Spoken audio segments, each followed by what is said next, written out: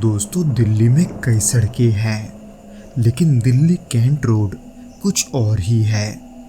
दिन में आम दिखने वाला ये सड़क रात होते ही अपनी शक्ल बदल लेता है। और उसी कैंट रोड पर दो अलग अलग रातों में दो अलग अलग लोगों के साथ कुछ ऐसा हुआ था जो आज भी उनकी नींदें उड़ा देता है। जिनमें से एक ओला ड्राइवर अपनी ड्यूटी पर था और दूसरा एक थका हुआ बाइक सवार। दोनों को ये नहीं पता था कि वो एक ऐसे रास्ते पर है जो दिखता तो भले ही आम है, लेकिन वो अंदर से जैसे किसी साए के गिरफ्त में है। दोस्तों, आज के पहले भौतिक घटना के एपिसोड को हम संदीप जी के पॉइंट ऑफ व्यू से सुनेंगे, जिनके साथ ये घटना वास्तव में घटा था। ये घटना साल 2019 की है। मैं तब एक ओला कैब ड्राइवर हुआ करता था और दिल्ली में करीब 3 साल से रात की शिफ्ट में गाड़ी चला रहा था। रात का सन्नाटा, खाली सड़कें और शहर के जगमगाहट के नीचे छुपी खामोशी मुझे कभी कभी अजीब लगती थी, लेकिन कमाई भी अच्छी होती थी और ट्रैफिक भी कम, तो ऐसे में धीरे धीरे वो मेरी आदत सी बन गई थी। लेकिन उस रात वो अक्टूबर का आखिरी हफ्ता था। मौसम में हल्की सी ठंडक घुल चुकी थी और हवा में हल्की सी नमी भी थी, जैसे बारिश के बाद की मिट्टी में जो गंध महकती है, कुछ वैसी ही। आसमान में अब भी बादल छाए हुए थे और चांद हल्का धुंधला सा दिख रहा था। तब रात के यही तकरीबन 1:30 बज रहे होंगे। मैं तब द्वारका सेक्टर 21 के मेट्रो स्टेशन के पास था जब मुझे एक लंबी राइड मिली। उसका पिकअप पॉइंट दिल्ली कैंट के रेलवे स्टेशन के पास था। कैंट का वो इलाका वैसे तो आर्मी के कंट्रोल में है और मेरा वहाँ से ज़्यादा वास्ता कभी नहीं पड़ा था। हालांकि कभी कभी दिन में मैं वहाँ से गुजरा तो था, लेकिन मैं कभी वहाँ रात के वक्त नहीं गया था। उस दिशा में जाने का कोई खास इरादा तो नहीं था, बस ऐप ने राइड दिखा दी और मैंने एक्सेप्ट कर ली। सब कुछ नॉर्मल जैसा ही लग रहा था, लेकिन जो आगे हुआ उसने मेरी सोच ही बदल दी। जब मुझे वो राइड मिली तो मैंने पिकअप कंफर्म किया और गाड़ी कैंट रोड की तरफ मोड़ दी। बाहर की हवा ठंडी थी और गाड़ी के अंदर हल्का म्यूजिक चल रहा था, लेकिन उस अजीब चुप्पी के सामने उसकी कोई अहमियत नहीं लग रही थी। हालांकि जैसे कि मैंने पहले भी कहा कि मैं उस रास्ते पर पहले भी कई बार जा चुका हूँ, लेकिन उस रात इन सड़कों को देखकर ऐसा लग रहा था जैसे ये मैं पहली बार देख रहा हूँ। सब कुछ न जाने क्यों अनजाना सा लग रहा था, एकदम अपरिचित जैसा, जैसे मैं कोई दूसरी जगह ही आ गया हूँ। वो पेड़, वो मोड़, वो लाइटें, सब कुछ अजीब और अलग सा लग रहा था। जिस रास्ते से मैं हजारों बार गुजरा था, उस रात वो एकदम नया और डरावना लग रहा था। खैर, करीब 10 मिनट के बाद मैं उस पॉइंट के पास पहुंचा जहां से पिकअप होना था। ऐप पर कोई नाम नहीं लिखा था, बस सी रोड नियर ओल्ड पोस्ट लिखा हुआ था। पर जब मैं वहां पहुंचा तो उस जगह मुझे कोई नहीं दिखा। आसपास कोई घर भी नहीं था, सिर्फ वहां खाली मैदान और झाड़ियों की सरसराहट थी। कुछ देर वहां रुकने के बाद मैंने गाड़ी धीरे धीरे आगे बढ़ाई और आसपास देखने लगा, और तभी मेरी नज़र दूर एक महिला पर पड़ी। वो सफ़ेद साड़ी में थी और उसके बाल खुले हुए थे और चेहरे पर लटक रहे थे। वो रोड के किनारे खड़ी थी, एक हाथ उठाए हुए, जैसे वो रुकने का इशारा कर रही हो। वैसे तो उसे देखकर मुझे अजीब सी बेचैनी तो हो रही थी, पर उस समय मेरा दिमाग भी काम नहीं कर रहा था, बल्कि मुझे यूँ लगा कि शायद वो कोई ज़रूरतमंद होगी जिसे देर रात कहीं जाना होगा। इसलिए उसे अकेली महिला समझकर मैंने गाड़ी धीरे की। पर जैसे ही मैं उसके पास पहुंचा तो वो अचानक एकदम स्थिर होकर खड़ी हो गई वो बिल्कुल भी हिलडुल नहीं रही थी।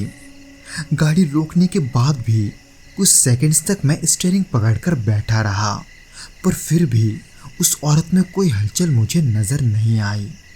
इसलिए मुझे अब लगने लगा कि शायद उन्हें मदद नहीं चाहिए, इसलिए मैंने गाड़ी आगे बढ़ा दी। पर करीब 20 मीटर आगे जाने के बाद ही मुझे बाईं ओर से एक हल्की सी आवाज़ सुनाई दी, जैसे कोई पैरों से सूखी पत्तियों पर चल रहा हो। सूखे पत्तों के कुचले जाने की उन आवाज़ को सुनकर मैंने शीशे में देखा, पर जो मैंने शीशे में देखा उसे देखकर मेरा खून जम गया, क्योंकि वो महिला वो अब मेरी गाड़ी के साथ साथ चल रही थी। नहीं, वो चल नहीं रही थी, वो जैसे हवा में तैर रही थी। उसके पैर जमीन पर नहीं पड़ रहे थे और उसका चेहरा वो अब साफ दिख रहा था, जो कि एकदम सफ़ेद और आंखें काले गड्ढों जैसी बिना किसी भाव की लग रही थी। उसे देखते ही मैं इतना घबरा गया कि मैंने घबराहट में अचानक गाड़ी की रफ्तार बढ़ा दी। स्पीडोमीटर देखा तो तब तकरीबन 70 की स्पीड दिखा रही थी, लेकिन वो अब भी न जाने कैसे मेरे साथ ही थी। उसे अपने साथ देखकर अब मेरी सांसें अटकने लगी थी। हालांकि एसी चालू था, लेकिन गाड़ी के अंदर मैं पसीने से भीगा जा रहा था। और फिर अचानक गाड़ी की लाइट एक बार झपकी और फिर उसी क्षण वो कहीं गायब हो गई, जैसे वहां कुछ था ही नहीं। मैंने पहले सोचा कि शायद ये मेरी आंखों का धोखा हो सकता है, लेकिन फिर मैंने देखा पीछे वाली सीट पर नमी के कुछ निशान हैं, जैसे कोई गीले पैरों से वहां बैठा हो। ये देखकर मेरा गला और सूख गया। मैंने गाड़ी रोकने का मन तो बनाया, लेकिन डर ऐसा था कि मेरे पैर ब्रेक पर नहीं जा रहे थे। पर फिर एक हल्की सी खुशबू गाड़ी में भरने लगी, कच्चे फूलों की, जैसे वो खुशबू किसी ताज़ा फूलों की माले की हो। पर न जाने कैसे वो खुशबू धीरे धीरे कुछ ही पलों में एक बहुत ही गंदी बदबू में बदल गया, जो कि बहुत ही तेजी से पूरी गाड़ी के अंदर फैल चुका था। फिर गाड़ी के अंदर का माहौल कुछ ऐसा हुआ कि सांस लेना भी मुश्किल हो गया था। हालांकि मुझे ये नहीं पता था कि मेरे साथ क्या हो रहा है और मैं किस मुसीबत में फंसा हुआ हूँ, पर मन में न जाने क्यों एक अजीब सा डर बार बार सता रहा था। एक ऐसा डर जो आमतौर पर ख्याल में भी नहीं आता, पर उन सब के बारे में मैं बचपन में सुना करता था। इसलिए मैंने बचपन के तरह ही हनुमान चालीसा मन ही मन दोहराना शुरू कर दिया। फिर ऐसे ही तकरीबन 5 किलोमीटर आगे चलने के बाद मैं एक मेन रोड की बत्तियों तक पहुंच गया, और जब मैं वहां पहुंचा तो सब कुछ अचानक शांत हो गया। वो जो बदबू गाड़ी में फैली हुई थी वो धीरे धीरे अब गायब होने लगी, यानी कि गाड़ी के अंदर की हवा अब सामान्य हो चुकी थी और गाड़ी का इंजन भी एकदम शांत लग रहा था। उस रात मुझे अपनी सवारी तो नहीं मिली, पर उस रात वो सब मेरे साथ क्यों हुआ ये भी आज तक मुझे पता नहीं चला। पर मेरे उस घटना के करीब 1 महीने के बाद मैंने इस बारे में किसी और से भी सुना। एक लोकल ड्राइवर से बातचीत करते वक्त मुझे ये पता चला कि उसने भी दिल्ली कैंट के रोड पर कुछ महसूस किया था। दिल्ली कैंट के रोड पर ना सिर्फ कुछ महसूस किया था, बल्कि वहाँ उसने सफ़ेद साड़ी में एक औरत को देखा भी था, जो कि उसके गाड़ी के पीछे भी पड़ी थी। अब ये बात उस ड्राइवर की बनाई हुई है या उसके साथ ये सच में घटा था, ये तो मैं नहीं जानता। पर मैंने अपने आंखों से जो देखा था और जो वहाँ मैंने महसूस किया था, उसे मैं नहीं भूल सकता। हालांकि उसने मुझे छुआ नहीं था और ना ही उसने मेरे साथ कुछ किया था, लेकिन जो डर उसने मेरे अंदर भर दिया वो आज तक नहीं निकला और शायद वो कभी निकलेगा भी नहीं। दोस्तों, संदीप जी उस रात के बाद पहले जैसे नहीं रहे। जो उनके साथ हुआ, उन्होंने कुछ ऐसा उनसे छीन लिया जिसके बारे में वो कभी खुलकर बात नहीं कर सकते। दिल्ली कैंट का वो रोड अब उनके लिए बस एक नाम नहीं है, बल्कि अब एक याद बन चुकी है, एक ऐसी रात की याद जिसे वो भुला नहीं सकते। दोस्तों, ठीक ऐसी रात जैसी एक और रात भी है। उस रात कैंट रोड से एक और आदमी गुजरा था, लेकिन बाइक पर, और उसके साथ जो हुआ उसने साबित कर दिया कि वो रास्ता किसी को अकेला नहीं छोड़ता। दोस्तों, ये घटना है किशन जी की, जिसे हम उन्हीं के पॉइंट ऑफ व्यू से सुनेंगे।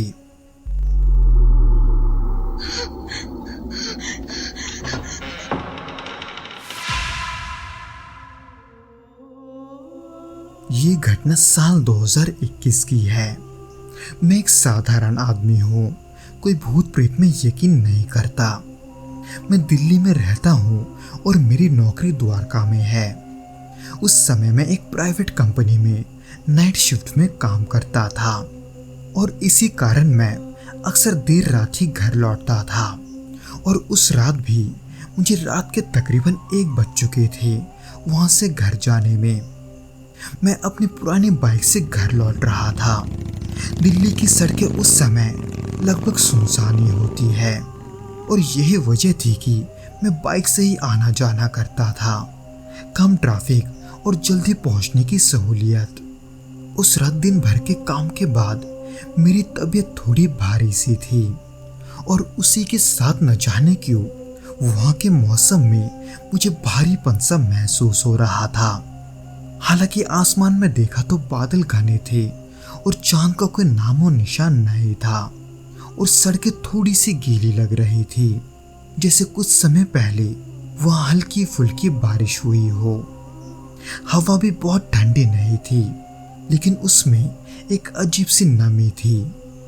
खैर, तब करीब 1:30 बज रहा होगा जब मैंने ऑफिस से निकलते वक्त गूगल मैप देखा, और देखा कि नजफगढ़ की तरफ से रास्ता थोड़ा जाम है। इसलिए मैंने सोचा कि मैं एक शॉर्टकट ले लूं और कैंट की साइड से होते हुए निकल जाऊं। दिल्ली कैंट का वो रोड वैसे तो दिन में मैं कई बार पार कर चुका हूं, लेकिन उस रात मैंने उस रास्ते को सिर्फ एक सामान्य विकल्प मानकर लिया था, यानी कि उसके अलावा मेरे घर जल्दी लौटने का और कोई रास्ता नहीं था। पर मुझे तब बिल्कुल भी इस बात का अंदाजा नहीं था कि वही रास्ता मेरी जिंदगी का सबसे डरावना अनुभव बन जाएगा। जैसे ही मैं कैंट की ओर बढ़ा, शुरुआत में सब कुछ मुझे ठीक लगा। सड़कें खाली थी और कभी कभी कोई ट्रक या डिलीवरी वैन निकल रही थी। पेड़ों की कतार दोनों तरफ बनी हुई थी और सड़क पर स्ट्रीट लाइट्स भी जल रही थी, लेकिन हर एक लाइट के बीच बहुत ही फासला था, जिसके बीच में हद से ज्यादा अंधेरा था। पर तब मैं इन सब ख्यालों से दूर अपनी बाइक आराम से चला रहा था। हेलमेट के अंदर सांसें थोड़ी गर्म हो रही थी, लेकिन बाहर की हवा में कुछ अजीब सा एहसास था, जैसे कोई लगातार मुझे देख रहा है। हालांकि मैंने अपने आप को समझाया कि ये सब मेरे दिमाग का थकान है, और ये सोचकर मैंने स्पीड थोड़ी तेज कर दी। पर कुछ ही दूर आगे जाने के बाद अचानक मुझे ऐसे लगा कि मैं जिस सड़क को जानता हूँ मैं उसी को पहचान नहीं पा रहा। सभी मोड़ कुछ अलग से थे, पेड़ कुछ ज्यादा घने थे और लाइट कुछ ज्यादा ही दूर थी। ऐसे लग रहा था जैसे मैं किसी नई जगह पर पहुंच गया था, जबकि मैं जानता था कि रास्ता मैं पहले भी ले चुका हूँ। उस अजनबीपन की फीलिंग ने दिल की धड़कनें बढ़ा दी थी। हालांकि मैं खुद को शांत करते हुए मन ही मन ही सोच रहा था कि बस मैं जल्दी से जैसे तैसे घर पहुंच जाऊं। लेकिन तभी कुछ ऐसा हुआ जो आज तक मैं भुला नहीं पाया। मेरे हेलमेट के अंदर मुझे एक धीमी सी आवाज आई, जैसे किसी ने बहुत ही पास से आकर मुझे फुसफुसाकर कुछ कहा था। उस आवाज को अपने हेलमेट के अंदर सुनकर एकदम से मैं चौंक गया और उसी के वजह से बाइक थोड़ी डगमगा गई। हालांकि फिर मैंने जैसे तैसे खुद को संभाला और बाइक थोड़ी सी धीरे की और इधर उधर देखने लगा, लेकिन वहां कोई नहीं था। आगे पीछे कोई गाड़ी भी नहीं थी। ये देखकर मैंने स्पीड और बढ़ा ली, लेकिन उसी क्षण मेरी बाइक के पीछे का भार अचानक से मुझे कुछ ज्यादा ही महसूस होने लगा, जैसे मेरी पिछली सीट पर कोई बैठा हो। हालांकि मैंने अपने साइड व्यू मिरर से पीछे देखने की कोशिश की, लेकिन मुझे उस मिरर में कुछ भी साफ नहीं दिख रहा था। पर फिर अचानक मुझे बाइक का संतुलन थोड़ा अजीब लगने लगा। अब बाइक धीरे धीरे और भी ज्यादा भारी महसूस हो रही थी और हवा का दबाव जैसे मेरी सांसें रोक रहा था। फिर एक पल को मेरी नजर दाईं ओर के सड़क के किनारे गया, जहां मैंने एक औरत को खड़ा देखा, बिल्कुल सफेद साड़ी में और उसके बाल खुले हुए। हालांकि बाल के वजह से उसका चेहरा साफ नहीं दिख रहा था, पर वो इस तरह से बिखरे हुए थे कि उसे वैसा देखकर मुझे थोड़ी घबराहट हो रही थी। मुझे तो पहले लगा कि शायद वो कोई पागल होगी, पर वो औरत देखते ही देखते पलक झपकाते ही अचानक कहीं गायब हो गई।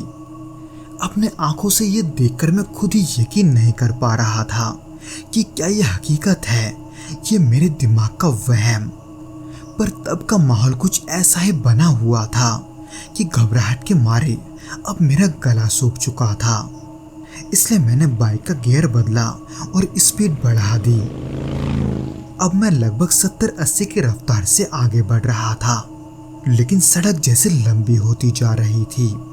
ऐसे लग रहा था जैसे रास्ता खत्म ही नहीं हो रहा।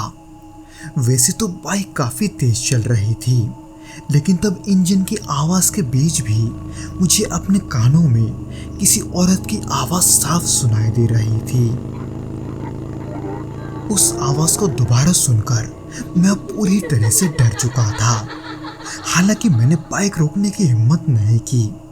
मैंने आंखें खोलकर सामने देखा और दिल की धड़कनों को काबू रखने की कोशिश की, पर फिर अचानक से मेरी बाइक की हेडलाइट एकदम से बंद हो गई और फिर मेरे सामने एकदम से अंधेरा छा गया। हालांकि मैंने बाइक की रफ्तार थोड़ी कम कर दी, पर बाइक मैंने नहीं रोकी और फिर थोड़ी ही देर में हेडलाइट दोबारा अपने आप ऑन हो गई और उसी क्षण मुझे ऐसा और भी ज्यादा महसूस होने लगा जैसे मेरे बाइक के पीछे कोई बैठा हुआ है, क्योंकि बाइक अब मुझे पहले से और भी भारी लग रहा था। और उसी पल जब मैंने बाइक के साइड व्यू मिरर पर देखा तो मुझे सफेद साड़ी लहराते हुए दिखी। हालांकि मेरे पीछे कौन बैठा था ये तो मुझे साफ तरीके से नहीं दिखा, पर मैं उस सफेद लहराते कपड़े को साफ देख पा रहा था और उसी के वजह से उस एक पल में ही मेरा डर इतना बढ़ गया कि मैं जैसे तैसे वहां से बस भागना चाहता था, जिसके वजह से मेरे साथ आगे के रास्ते जो कुछ भी हुआ मैं बस चुपचाप उसे सहता रहा। मैंने कुछ नहीं कहा और ना ही मैंने कोई प्रतिक्रिया दी। मैं बस ऐसे चलता जा रहा था जैसे मैं अब भी अकेला हूँ। फिर ऐसे ही करीब आधे घंटे बाद मुझे सामने एक पेट्रोल पंप की रोशनी दिखी, इसलिए मैंने बिना सोचे समझे बाइक वहीं मोड़ दी और सीधे वहां पहुंच गया, इस उम्मीद में कि मुझे वहां और भी कई लोग मिलेंगे और मैं जिंदा बच जाऊंगा। मैं जैसे ही उस पेट्रोल पंप तक पहुंचा, मैं अपने बाइक से उतरकर उससे दूर भागा। मुझे ऐसे भागता देखकर वहां के लोग मुझे अजीब नजरों से देखने लगे। उस समय मेरा पूरा शरीर डर के मारे कांप रहा था और मेरा चेहरा पीला पड़ चुका था। ऐसे लग रहा था मानो मैं किसी बहुत ही बड़े मुसीबत से बचकर भागा था। पर आखिर कौन सी मुसीबत, ये मैं किसको क्या बताता। हालांकि मुझको घबराता हुआ देखकर वहाँ के एक कर्मचारी ने मुझे पानी का एक बोतल दिया, जिसको लेकर मैं वहीं बैठ गया और अपना सिर उसी पानी से धोकर थोड़े पानी को मैंने पी लिया। उसके बाद मैं काफ़ी देर तक वहीं बैठा रहा। मेरे शरीर में जो कंपन हो रहा था वो बंद होने का नाम नहीं ले रहा था। खैर उस रात मैं जैसे तैसे घर पहुंचा। पर उस रात के बाद मैं कभी उस रास्ते से रात को घर नहीं आया। और आज भी जब कभी मैं कैंट का नाम सुनता हूँ तो वो पल आंखों के सामने तैर जाता है। कई बार लगता है कि शायद ये सब थकावट के वजह से हुआ था, लेकिन फिर वो सफेद कपड़ा, वो महिला और वो आवाज, वो सब किसके थे? इन सवालों के जवाब मुझे आज भी नहीं मिले, पर शायद कुछ सवाल कभी ऐसे ही होते हैं जो कभी सुलझते नहीं। तो दोस्तों, ये तो थी वो घटनाएं जो कि संदीप और किशन जी के साथ घटी थी। उम्मीद करता हूँ कि आपको ये वीडियो पसंद आया होगा, और अगर आया हो तो प्लीज़ इस वीडियो को लाइक करके इसे अपने दोस्तों के साथ शेयर ज़रूर करना, और हमें कमेंट करके ये ज़रूर बताना कि आपको ये वीडियो कैसा लगा।